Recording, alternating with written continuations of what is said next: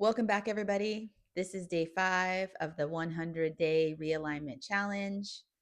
This first week was all about disconnecting from distraction, clearing the noise, slowing down, and creating space.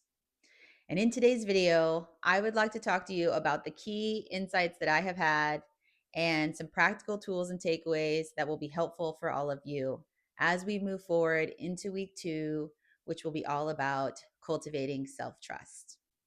So, the first biggest insight that I have had this week has really been related to how slowing down and creating space, and particularly disconnecting from distraction, has actually increased the dysregulation in my body.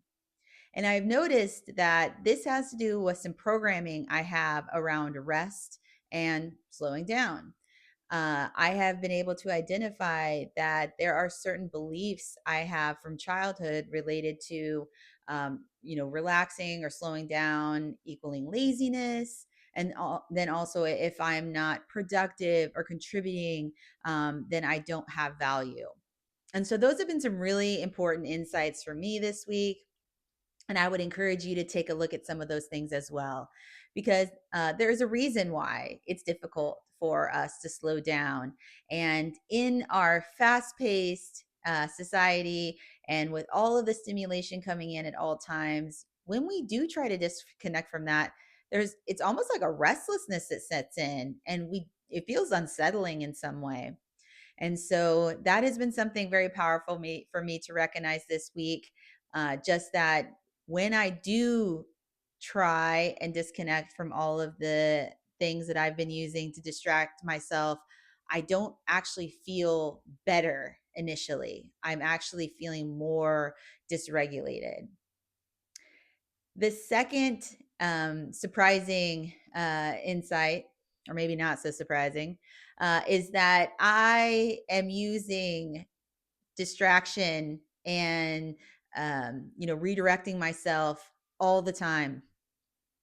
And I really wasn't even noticing it as much, but because I don't do it a lot throughout the day. But when I really see this is at night, when I do have time to slow down and I have time and space to myself, after my kids go to bed.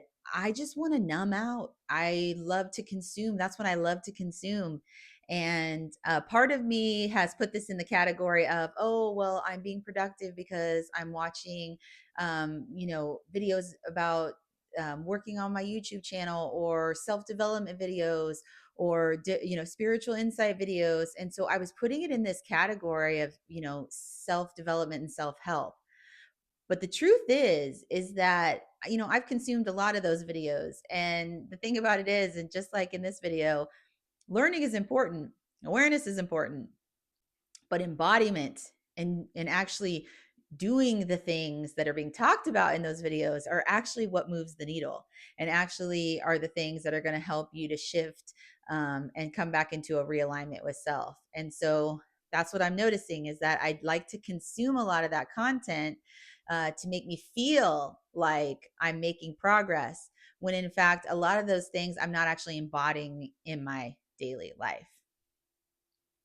And then the third insight that I've had this week is that when I have successfully been able to slow down and disconnect, it's really helped me to reconnect to my inner knowing, my intuition, and has even helped me to feel more spiritually connected and grounded in my body. And so, that makes sense when we kind of disconnect from the noise and we slow down and we don't have so many um, ideas and not necessarily thoughts, but ideas or noise coming in. We're more easily able to hear our own voice and listen to the insights and the intuition that might be coming through. So, those are 3 things that were very powerful for me this week to become aware of. And then the takeaways for this week would be, awareness is powerful. Before we make any effort or take any action to change things in our life, it's actually really helpful just to start taking inventory and becoming aware. And a part of this is working with our own internal dialogue around being able to meet ourselves in a place of kindness and curiosity instead of judgment and criticism. And this is something that I've practiced a lot in my life. And I have noticed that there are certain areas of my life where this is easier for me to do than others. And so this week, I'm really seeing those areas where I do tend to turn towards criticizing myself, or making judgments against myself, especially as it relates to the fact that I work with people on these skill sets every day. And here I am advocating for certain things that I'm actually not embodying. But now that I've become aware of it, I have so much more agency in being able to shift some of that and, work towards becoming and embodying that in my own daily life. The second thing would be, as far as a takeaway, is that now that I know that I have more dysregulation in my body and that I have these limiting beliefs around slowing down and taking more space, I'm really going to start focusing on my belief system in that area and the thoughts that I'm having. And I'm going to really work to reprogram some of those thought patterns and belief systems, because those things are the things in my subconscious mind that are actually holding me back from feeling more able to take up space, to create more space, and to slow down in my life. And I think I've been telling myself the story. It was just the phase of life that I'm in, because I'm in a phase of life where I have young kids and I'm working a full time job, and I'm taking on working with clients in a separate capacity because I'm trying to move into um, a new area in my career. And then I'm also posting YouTube videos. So I think I was telling myself the story around that also was holding me back, because in my mind I was justifying certain things. And so that busyness and that go, and all of that energy, I was just telling myself it was a phase of life that I'm in, and that this time of life is just a busier, more high paced or fast paced part of life. And in fact, now I'm seeing that that's just my nervous system not wanting to slow down because it's uncomfortable to do so. And so I will not only be working on the belief systems, but I will also be working with regulation tools around when I do get dysregulated, um, when I try to create more space and slow down so that my body can relax and feel safe doing it. And then the third would just be that the connection to myself, my intuition, um, my spiritual, connecting to more of that higher level version of myself and feeling more rooted in my connection to source has been really powerful as well. It's always good when we can connect to nature. That's kind of my spiritual. I love being outdoors. I love nature. And that's where I feel most connected. And fortunately for me, where I live right now, we're moving into fall, but the weather is just, it's so beautiful. And so being outside is just, it's lovely. And so that's been something else that's been helpful, is just to reconnect to that part of me that does feel connected to something greater, and remember that I am a part of all that is, and I am divine just by being. So that's also been something that's been very empowering to me and helped me feel even more rooted and grounded in this challenge, because realigning with self, it feels good. It just feels good to be more connected and more aligned with our higher level version, and to feel more integrity with ourselves. So those are the main takeaways today. And I would encourage you, I've been doing a lot of journaling. That's something that's really helpful for me. And, in order to really be able to do the internal work and take the inventory, we have to be intentional in that. And part of that is to explore our thoughts and to notice things and to become more aware and to ask ourselves important questions and to then journal them out. You can also use your phone if it's easier just to record yourself doing it. But it is really important to be able to externalize all of the thoughts and the beliefs that get jumbled up in our head, that when we're having that internal conversation, it doesn't feel as streamlined. It's harder to process that way. So I would really encourage you to sit down and journal out for you, where in your life are the distractions or the noise or the fast paced urgency in your life, where is that taking you away from the connection to yourself and from being able to slow down enough to reconnect with a more authentic part of you? Another aspect of this for me has really been listening to those short self recorded audio tracks that I have. Those have been really helpful. They really have been.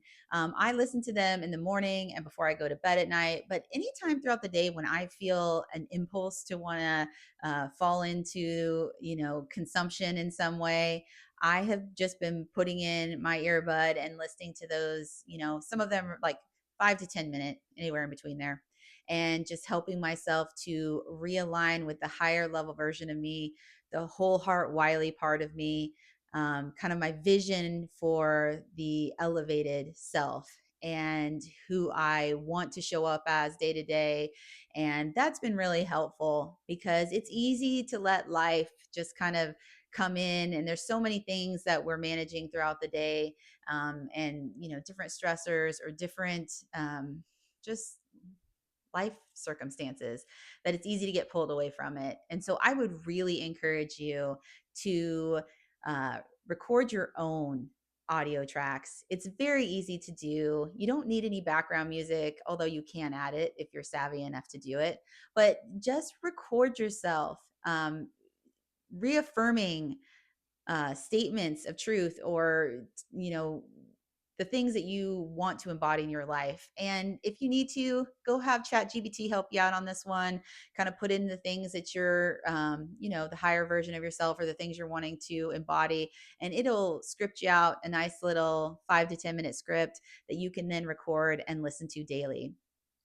I am also going to create a general one, and I'm going to do that maybe over this weekend. And then I will make that available to you guys for free, just as a link, so that if you need some help there, or you want to start doing it, you just don't feel that you have the capacity to do it for yourself, I will make that available because I do believe that's so powerful. And I am a clinical hypnotherapist. And whenever I'm working with somebody on subconscious reprogramming, one of the things I always do is have them listen to hypnotherapy tracks because it is so powerful. And so I'm going to stand behind that one. That's lived experience, but also working with so many others. That's a goodie. So that would be something that you could absolutely do to help yourself to realign with that higher version, the uh, whole and healed part of you. So returning to wholeness, that's what we're doing here. And so it's going to be different for everybody what wholeness looks like. So, that's for you to individualize there. But, we all know what would be most helpful in our lives to come back into realignment and wholeness for ourselves. Or if we don't, those would be good journaling questions to ask. So there's that for you too. But as we close out this week, I would love for you guys to comment below and let me know what are the areas of your life or the distractions in your life that are pulling you away from your most authentic self. What has been difficult about slowing down and creating more space? If you want to share that below, I'd love to engage with you around that because I think it's really important to normalize these things. And even though for me, sometimes it gets challenging because, like I said, when we work with others or we feel like we should be farther ahead or farther along, I just always remind myself that no matter how much healing work I do and no matter how much personal development I've done, it's layers. And a lot of times, life has a funny way of sneaking in on us. And, old patterns want to come back up. And when we stop being aware and we become more autopilot and less conscious, sometimes these things come back up for us to revisit. So no judgment there. It's just one of those things where it's like when we have the intention to want to realign with ourselves, then the things that are keeping us from doing that are going to come up.